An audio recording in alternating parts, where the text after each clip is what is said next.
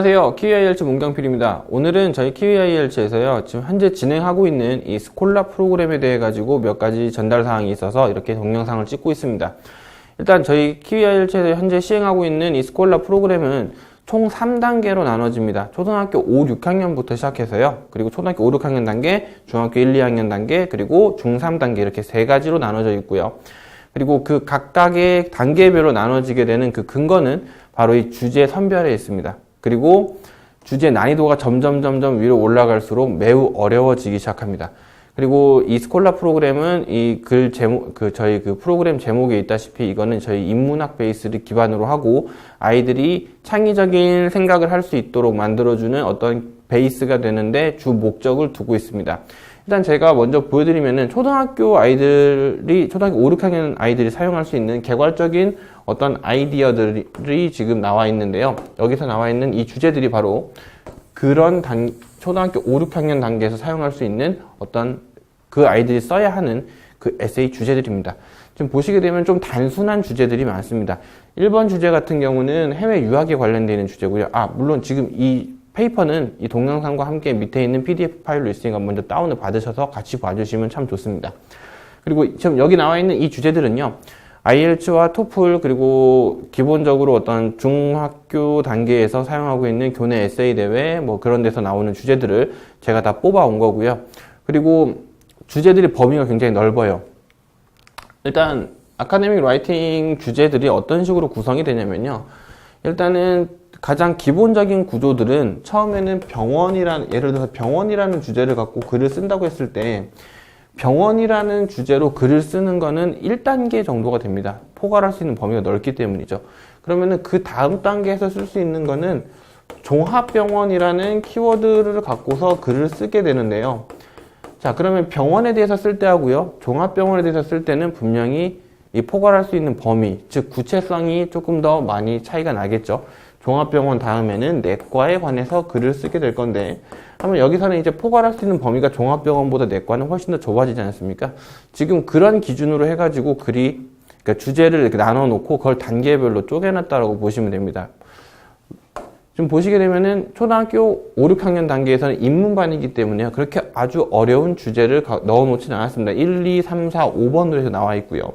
그리고 초등학교 5, 6학년 단계에서는요, 중등 특목 전자고, 전국단위 자사고를 대비하기 위해서 영어 글쓰기 수업을 하는 것과는 다릅니다. 초등 단계에서는요, 심화, 시사 및 인문학 문제는 다루지 않고 온리 글을 포맷에 맞춘 연습과 그리고 가장 기본적으로 넓게 생각할 수 있는 부분들, 그러니까 깊은 생각을 하게 만드는 게 아니고요. 얇은 지식을 넓게 퍼뜨리는 게 그 주 목적이 있습니다. 왜냐하면 중학교 1, 2학년 단계에 들어가서 이제 그런 부분들을 딥하게 파고 들어가기 때문인데요. 자, 이제 두 번째 단계는 바로 이 초등학교가 아니고 중학교 단계에서 중등 실전 아카데믹 라이팅 프로그램인데요. 지금 문제의 기본 예시를 좀 보시게 되면은 지금 PDF 파일이라든가 어떤 그 종이 책자를 갖고 계신 분들은 보시면은 아까 전에 나왔었던 초등 5, 6학년 단계에서 사용하는 글과는 조금 더 아이디어가 심도가 조금 더 깊어졌고요. 구체성이 조금 더 있을 겁니다. 그래서 이런 중등 단계에서부터는 아이디어를 18개의 섹터로 쪼개가지고요. 각각에 관련돼 있는 어떤 키워드라든가 그런 부분을 개별적으로 관리를 하고 그런 부분들을 아이들에게 외우게 만듭니다. 그런 아주 세세한 부분에 대해 가지고는 이 큰 개괄적 설명이 끝나고 나서 그 다음에 더 자세히 설명을 드리도록 하겠습니다. 자, 그리고 나서 이 중등 1, 2, 3학년 같은 경우는 우리가 기본적인 아이디어들이 많이 있어야 되기 때문에요. 지금 제가 여기다가 좀 정리를 좀 해왔는데요. 실제로 이거는 저희 학원에서 2017년 1월 7일부터 2017년 4월 2일 날까지 했었던 시사 이슈에 관련되어 있는, 즉 시사 사설에 대한 관련되어 있는 어떤 주제들입니다. 그래서 이거는 저희가 매주 2개에서 3개 정도 이제 저희가 여기서 설명을 하고 강의가 있고요. 그리고 이 배경 지식들을 들은 이유는 조금 더 넓은 지식을 많이 알게 만들기 위한 것도 있지만 기본적으로 좀 생각을 할 수 있는 비판적 사고로 볼 수 있는 글들을 많이 보게 만드는데 주 목적이 있습니다. 그리고 아무래도 신문이다 보니까 이게 조중동 계열하고요, 한겨레 경향 계열하고 좀 내용이 좀 많이 다르지 않습니까? 그래서 좀 민감한 사안 같은 경우는 조중동 것도 한번 보고 경향이나 한겨레 것도 뭐 이렇게 나중에 같이 보는, 그러니까 두 가지, 하나의 팩트에 대해 가지고 두 가지 시선으로 보는 어떤 그런 관점으로 이 수업은 지금 진행이 되고 있습니다. 그리고 이제 그렇게 해가지고 초등학교 1, 2학년, 아니 초등학교 5, 6학년 그리고 중학교 1, 2학년 단계를 지나서게 되면요, 그 다음에는 실전 3학년 문제들이 기다리고 있습니다. 이 3학년 문제들의 기반은 뭐냐면요, 일단 전국 단위 자사고 문제와 국제고 문제들, 그리고 여러 가지 까다로운 대입 실전 대입 면접 문제들이라든가, 뭐 예를 들어서 무슨 한예종에서 나왔었던 문제들, 그리고 의대 MMI 문제에서 너무 이제 의학 쪽에 치우치지 않은 그런 문제들인데 좀 창의력을 요구하는 그런 문제들을 여기서는 많이 다룹니다. 그리고 지금 문제들을 보시게 되면 어떤 느낌인지 아마 아실 겁니다. 지금 앞쪽에 나와 있는 가치관에 대한 설명하는 문제들이 이렇게 나와 있고요. 여태까지 읽은 책 중에서 가장 기억에 남는 책 하나 선정해가지고 등장인물을 바탕으로 해서 책을 소개해보라고 하게 되면은 아무래도 이 등장인물들을 찍어놓고서 본인이 설명을 할 때 본인의 장래 희망이라든가 어떤 역사적 가치, 그리고 철학적 가치, 그리고 그거를 현대 시사랑 붙여가지고 이제 이제 이야기를 해야 하는 어떤 그런 부분들에 아이들이 문제를 풀어줘야 될 거고요. 인권과 관련해가지고 복제 인간이 합법화되는 것에 대해서 어떻게 생각하는가, 이것도 역시 가치관 문제겠죠? 삶과 죽음의 경계 역시 마찬가지고요. 오래 사는 것이 좋기만 할까, 역시 이것도 어떤 철학적인 요소라든가 어떤 생각하는 기반인 중심축이 있어야만 이런 것에 대해 가지고 얘기를 할 수 있을 겁니다. 그리고 거기서 끝나는 게 아니고요, 이렇게 제시 지문형 문제들이 또 따로 있습니다. 뭐 갑과 을이 뭐 딸기 농사를 지어가지고 어떻게 얘기하는데 지금 거기 보시게 되면 다 나와 있을 거예요. 제가 읽어드리진 않을게요. 거기 다 나와 있을 거니까. 지금 이제 이거는 제시 지문형 문제 같은 경우는 조금 더 조건이 많이 들어가 있기 때문에 생각을 하면서도 이제 어느 정도 안쪽에서만 생각을 해야 되는지에 대해 가지고, 또 어떻게 발표를 해야 되는지, 그리고 어떻게 생각을 해야 되는지에 대해 가지고 이야기를 해야 하기 때문에 앞에 나와 있었던 이런 가치관 문제보다는 이게 조금 더 어렵고 제한 사항이 조금 더 많습니다. 그리고 그 제한 사항을 거꾸로 역으로 이용해 가지고 본인의 생각을 풀어낼 수 있는 어떤 그런 각을 키울 수 있는 좋은 기회가 되기도 합니다. 자, 그리고 나서 이제 3학년 전용 융합형 심화 문제가 있습니다. 제가 예를 하나 들어드릴게요.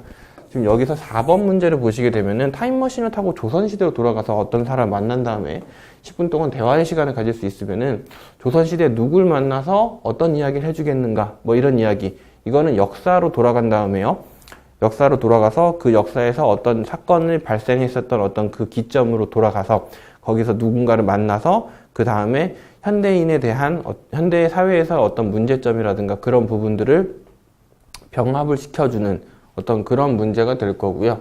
물론 여기 나와 있는 지금 모든 문제들은 제가 대략 이런 문제들은 문제 하나 푸는데 한 20분 정도 아이들에게 강의를 하고 설명을 합니다. 그리고 아이들은 그걸 듣고 나서 본인의 생각을 거기다 조금 더 집어넣으려고 하는 연습도 많이 하고 있을 거고요. 또 어떤 아이들은 사실 이런 문제를 보면 이 문제가 뭘 뜻하는지, 무엇을 본인에게 물어보는 자체도 모르는 아이들이 너무 많습니다. 그래서 그런 부분들 때문에 아무래도 이제 이런 거는 이제 아이가 스스로 생각을 하고 창의적인 어떤 발상을 해서 그걸 갖고서 문제를 풀어내는 어떤 그런 기본적인 사고의 훈련이 될 수 있는 어떤 그런 기회가 될 거라고 저는 생각을 하고요.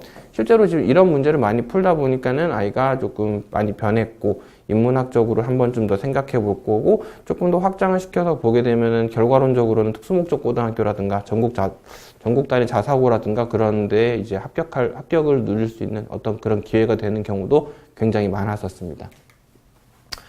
자, 이제 본격적으로 제가 스콜라 프로그램 진행에 대해 가지고 설명을 드릴 건데요. 일단 지금 갖고 계시는 PDF 파일이라든가 그 전용 자료에 보시면은 이 내용들은 다 그대로 써 있어요. 제가 한번 같이 보시면서 이제 그 내용이 무엇인지에 대해 조금 더 설명을 자세히 해드리도록 하겠습니다. 일단 매직 라이팅을 기본 교재로 씁니다. 초등학교 5, 6학년 아이들은요. 그리고 30분 안에 300단어 이상의 글을 쓰게 만드는데 처음에는 초점이 맞춰져 있고요. 그리고 실전 상황을 가정해서 빠르게 완성하면서 기본적인 논리 체계가 무너지지 않도록 하는 전략적인 연습을 한다고 여기 지금 제가 메모를 해놨는데요. 이건 무슨 말이냐면은 일단 기본적으로 그 주제가 주어지면 그 주제에서 키워드를 추출을 합니다. 키워드 추출을 해가지고 여기 안에서 어떤 내용을 써야 할지 미리 정리를 하는 거죠. 계열별로. 제가 아까 18가지 섹터로 정리한다고 했지 않습니까? 거기서 본인이 알고 있는 키워드도 전부 다 집어넣고 이 주제에 맞는 거가 어느 건지를 결정을 해서 매직 라이팅 안쪽에 나와 있는 모듈들을 끄집어내가지고 거기서 템플릿 조합을 빠르게 시켜줍니다. 그래가지고 최단 시간 내에 일단 300자 글을 완성을 시키는데 주 목적을 두고 있습니다. 왜냐면은 애들은 글을 완성을 시키지 못하면 일단 재미를 느끼지 못하기 때문에 그런 것도 있고요. 본인이 뭔가 글을 쓴다라는 어떤 성취감도 그런 부분에서 분명히 있기 때문입니다. 그리고 이거는 초등학교 5, 6학년 아이들에게 집중적으로 시키는 훈련이고요. 그리고 그 다음에 아카데믹 라이팅 장르를 저희가 크게 세 가지로 분류해놨습니다. 일방형, 그리고 양방형, 그리고 그 솔루션, 해법을 제시하는 어떤 그런 계열로 해가지고 정리를 해놓고요. 그걸 응용하는 연습이 병행이 되고요. 모든 문제는 4가지 철학적 마스터 키포인트로 해가지고 정리해서 빠르게 완성을 시킨다고 하는데 이건 어떤 거냐면요. 아까 전에 앞에서 나왔었던 그런 문제들을 저희는 하나의 가치관으로 잡게 합니다. 심지어는 예를 들어서 물을 마시고 있는데 이 물을 지금 내가 왜 마시고 있는지에 대해 가지고도 인문학적으로 분석을 먼저 시켜버립니다. 그리고 그 이유를 우리 공공의 이익과 행복 이런 키워드로 묶어놓고 분석을 시작을 합니다. 그러니까는 그냥 세상에 있는 모든 일어나는 일들이 현상학을 기반으로 하고 있지만 이 현상학을 어떻게 써먹는지에 대한 그런 내용들을 지금 여기서는 훈련을 시키는 거고요. 그 다음에 이제 그 다음 거는 전국 고등학교, 중학교 에세이 대회와 그리고 IBT, IELTS, SAT에 출제되어 있었던 문제 중에서 114개를 제가 뽑아냈고요. 그걸 18개로 카테고리로 만들어서 정형화 시켰고 그 주제에 알맞는 아이디어와 단어를 미리 알려주고 현장에서 빠르게 조합하는 훈련을 하는데 이거는 초등학교 과정과 중학교 과정 둘 다 공통입니다. 그리고 모든 문장의 논리를 정형화된 어떤 영국식 아카데믹 라이팅 기법으로 글을 쓰게 만들고요. 두괄식, 미괄식, 양괄식, 중괄식 전개를 지도를 하는데요. 저는 솔직히 말씀드리면 개인적으로는 글을 쓸 때는 두괄식을 많이 선호를 합니다. 그래서 제가 그쪽을 선호하기 때문에 아이들에게도 두괄식 라이팅을 미리 두괄식 라이팅으로 하라고 조금 이렇게 이야기를 하는 편이고요. 때에 따라서는 미괄식으로 쓰는 경우도 있고 양괄식으로 쓰기도 하고 중괄식으로 쓰기도 하기 때문에 이런 부분들은 저희가 나중에 우리 아이가 조금 더 나이를 먹어서 고등학교에 가고요. 수능 문제를 풀 때도 기본적으로 수능 영어에서 물어보는 것도 영어 자체를 물어보는 경우는 문법 문제 정도밖에 없고요. 나머지는 전부 다 논리 조합이 들어가기 때문에 어릴 때부터 글쓰기 훈련이 정확하게 되어 있는 아이들은 그런 부분에 있어가지고 이질감을 느끼지 않습니다. 그리고 고등학교 수능 문제 같은 경우도 결국은 누가 빨리 주제문을 찾아서 패러프레이징을 어떻게 뜨느냐에 대해 그것에 대해서 알고 있으면 정말 쉽게 문제를 풀 수 있는데요. 그냥 읽어가지고 감으로 푸는 게 아니고 그거를 어릴 때부터 글을 쓰다 보면은 당연히 1번 문장에서 어떤 내용이 나왔으면 두 번째 문장에서 뭐가 따라올 수밖에 없고 세 번째에서 뭐가 따라올 수밖에 없는 그런 구조가 몸에 익어 있고 머리에 익어 있고 손에 익어 있고 입에 익어 있기 때문에 글을 굉장히 글을 쓰는 이런 영어로 라이팅을 쓰는 게 제가 생각하기에는 굉장히 중요한 어릴 때 꼭 해줘야 되는 어떤 그런 과정이라고 저는 생각을 합니다. 물론 여기서 말씀드리는 그냥 영어 글쓰기는 센텐스 단위의 작문이 아니고요. 조합을 하는 걸 얘기를 하는 겁니다. 자, 그리고 그 다음에 이제 그거를 제가 이렇게 18가지 섹터로 뭐 세계화부터 시작해가지고 대학 교육까지 쪼개놨었다라는 거고요. 이거는 초등학교, 중학교 공통 주제로 들어가는 거고요. 그 다음에 그거를 갖고 제가 이제 첨삭을 합니다, 직접. 사실은 제가 첨삭 때문에 간에 좀 병도 얻었었고요. 좀, 제가 첨삭한 작년까지 한국기록원에 이제 넣을 때 14,000개 갖고서 넣었었거든요. 그러니까 아이들이 쓴 글을 먼저 제가 읽어요. 읽은 다음에 읽은 상태에서 그 아이들이 아이디어를 그대로 따와서 그대로 제가 아이디어는 똑같은 상태에서 문장과 단어를 바꿔주고요. 필요 없는 거는 빼버리고 그 과정에서 논리적으로 꼭 필요한 문장들은 집어 넣습니다. 내용의 큰 흐름을 맞추기 위해서요. 그래서 제가 그거를 아이들이 쓴 글을 이렇게 통째로 패러프레이징을 한 다음에요. 표현을 다양화시키고요. 표현을 정형화를 시킵니다. 그러니까 이렇게 말씀드리면 이제 저랑 생각이 좀 다르시는 분들도 계실 건데요. 영어는 창의적으로 써야 되는 게 아니냐. 맞습니다. 창의적으로 써야 됩니다. 하지만 창의적으로 글을 쓰기 위해서는 기본적으로 글을 맞출 수 있는 문법적인 지식이라든가 그런 거는 분명히 있어야 되고요. 그리고 문법적인 지식을 다 알고 있다고 해가지고 글을 쓸 수 있다라고는 말을 할 수가 없습니다. 왜냐하면 똑같은 말을 쓰더라도요. 어떤 아이는 초등학교 문장으로 글을 쓰고요. 어떤 아이는 대학생들이 쓰는 것처럼 문장을 씁니다. 그거는 철저하게 훈련에 의해서 만들어지는 거고요. 또 훌륭한 생각이 있어야만 훌륭한 문장이 나오는 겁니다. 영어 실력이 좋다고 해가지고 글쓰기 실력이 좋다라고는 말을 할 수가 없어요. 왜냐면은 글을 쓰려고 하면은 아이디어가 이미 충분히 있어야 되고 딥하게, 그러니까 깊게 생각을 할 수 있어야 되고 또 키워드 배합을 정확하게 할 수 있어야 되고요. 여러 가지 조건이 있는데 그 부분을 정확하게 맞춰주기 위해서는 제가 아이들이 설사 그 문장이 맞았다고 하더라도 그 문장을 한 번 더 업그레이드 시킵니다. 똑같은 뜻일 거고요. 그래서 그거를 통째로 이렇게 애들에게 나중에 교정본을 나눠주고요. 그 다음에 아이들이 쓴 문장 구조에 대해서 기본적인 에러들이 나타나는 거는 저희 외국인 체커가 글을 잡아서 문법만 딱 맞춰주셔서 그 문법 첨삭본을 또 따로 줍니다. 그게 지금 두 번째 이렇게 써 있죠. 그 문법 첨삭의 기본적인 목적은 정확도에 있습니다. 그리고 그 뒤에 보시면은 이제 패러프레이징 교정본을 제가 애들에게 주고서 그거를 통째로 외우게 만들고요. 그 외운 상태에서 그걸 제가 동영상을 숙제로 봤습니다. 동영상을 숙제로 봤는데 본인들이 쓴 아이디어이기 때문에 잘 외웁니다. 상대적으로. 그리고 이제 천천히 더 밑으로 내려가서 보시게 되면 그 다음 장에는 이렇게 직접 첨삭한 거를 정확도에 대해 가지고 지도를 하고 암송해서 발표를 시키고요. 그 다음에 단어가 중요하죠. 글을 쓰려고 하면요. 이제 제가 아이들이 쓸 수 있는 그러니까 글을 쓰는 과정에서 꼭 필요한 섹터별로 정리되어 있는 아이디어를 제가 1000개를 제가 미리 뽑았어요. 다 뽑아서 그 단어를 계속 회전을 시킵니다. 매주 100개에서 150개씩 회전을 하면서 다른 단어, 즉 그러니까 기본적으로 꼭 알아야 되는 단어 있지 않습니까? 기본적으로 꼭 알아야 되는 단어들을 따로 정리를 해서 그거를 손으로만 쓰게 만들지 않고요. 손으로 써서 저희가 검사도 하지만 거기다 추가적으로 아이들이 나중에 IBT 시험을 쳐야 되는 아이들도 있기 때문에 타이핑으로 쳐서 이 손가락 감을 늘리는 어떤 그런 훈련도 같이 병행을 합니다. 그리고 저희가 중3이 됐을 때는요. 이 중3이 됐을 때는 특목 전국 단위 자사고, 대인 면접 등 다양한 기출문제랑 예상문제로 그 아이들이 본인들이 갖고 있는 어떤 진로, 인문, 경제, 역사를 갖고서요. 그 답안에 대해 가지고 답을 주도록 하는 연습을 합니다. 그리고 그 연습하는 거는 전부 다 저희는 따로 카메라 테스트를 통해 가지고 실전 적응 훈련을 할 수 있도록 3학년이 되게 되면은 그걸 만들어 줍니다. 처음에 면접장에 들어갔을 때, 그리고 아이들이 자소서를 쓸 때 글을 어떻게 써야 되는지 모르는 경우가 있기 때문에 그런 것도 있고요.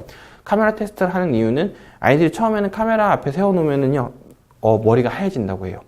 그래서 머리가 하얘지는 것을 방지하기 위해서, 그리고 그 심장 떨림을, 실전의 경험을 느끼게 만들기 위해서 저희 학원에서는 카메라 테스트를 직접 하면서 아이들에게 실전 적응 훈련을 시키고 있습니다. 자, 일단 지금 제가 이제 저희 학생들에게 나눠준 이 자료들을 저희 어머님도 이제 보시고, 그리고 이제 저희 학원에서 사용하고 있는 이 스콜라 프로그램이 과연 어떤 내용인지에 대해 가지고 많이들 궁금하셨을 건데요. 그 궁금하신 내용들이 이 동영상으로 인해 가지고 전부 다 해결이 됐는지는 잘 모르겠지만 조금 더 궁금하신 사항이 있으시면 저희 학원으로 저한테 직접 전화를 주셔도 좋고요. 그리고 우리 아이가 할 수 있을까요? 이런 말 안 하셔도 됩니다. 이거는 정말 영어의 가장 기본적인 내용 정도만 알고 있으면 누구나 시작할 수 있는 거고요.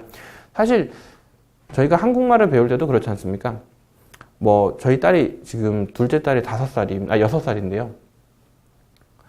그 아이는 글쓰기를 하는데 쓰기가 아니고요. 그냥 본인이 알고 있는 내용을 연필로 그냥 그림을 그린다고 전 보고 있습니다. 근데 그 친구도 저희가 너는 한국말 잘 못하기 때문에 너는 문법부터 배워야 되고 넌 독해부터 해야 되고 이렇게 안 가르칩니다. 저희도 글을 그렇게 배우진 않았지 않습니까?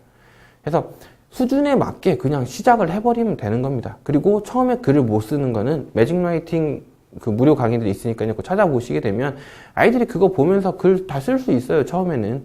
그 다음에 일단 쓰게 만들어 놓고 그 다음에 다듬는 과정으로 가는 겁니다. 제가 추구하는 최종적인 학습의 모양은 그런 거고요. 그리고 더 궁금하신 사항이 있으시면 언제든지 저에게 연락을 주시면은 제가 최대한 친절하게 제가 아는 범위 내에서는 안내를 드리도록 하겠습니다. 감사합니다.